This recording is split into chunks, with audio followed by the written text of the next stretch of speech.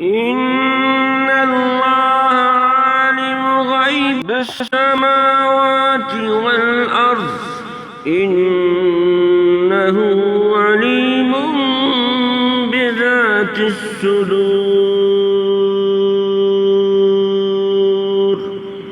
هو الذي جعلكم خلائف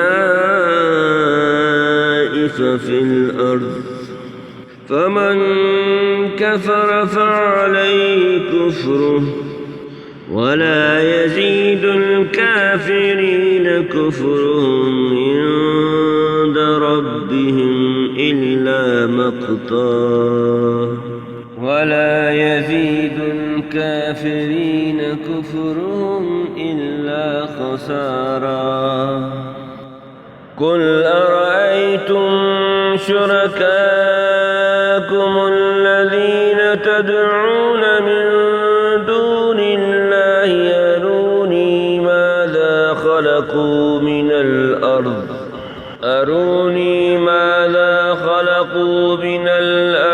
أم لهم شرك في السماوات أم آتيناهم كتابا فهم على بينة منه بل إن يعد الظالمون بعضهم بعضا إلا غرورا إن الله يمسك السماوات والأرض أن تزولا ولئن زالتا إن أمسكهما من أحد من بعده إنه كان حليما غفورا وأقسموا بالله جهد أيمانهم لئن جاءهم نذير ليكونن أهدى من إحدى الأمم فلما جاءهم نذير ما زادهم إلا نفورا استكبارا في الأرض ومكر السيء ولا يهيك المكر السيء إلا بأهله فهل ينظرون إلا سنة الأولين فلن تجد لسنة الله تبديلا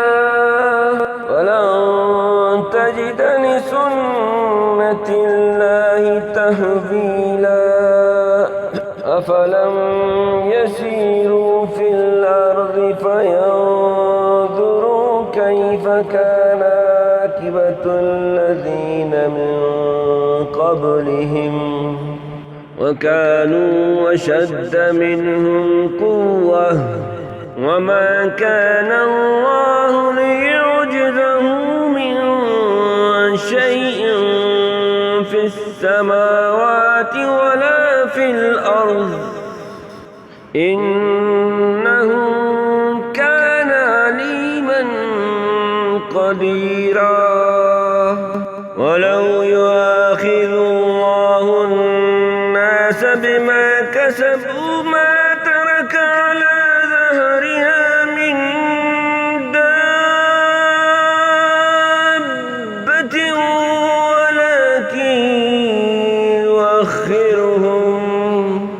ولكن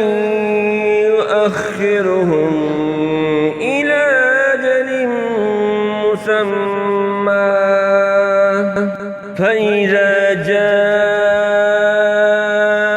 أجلهم فإن الله كان بعباده بصيرا الله أكبر.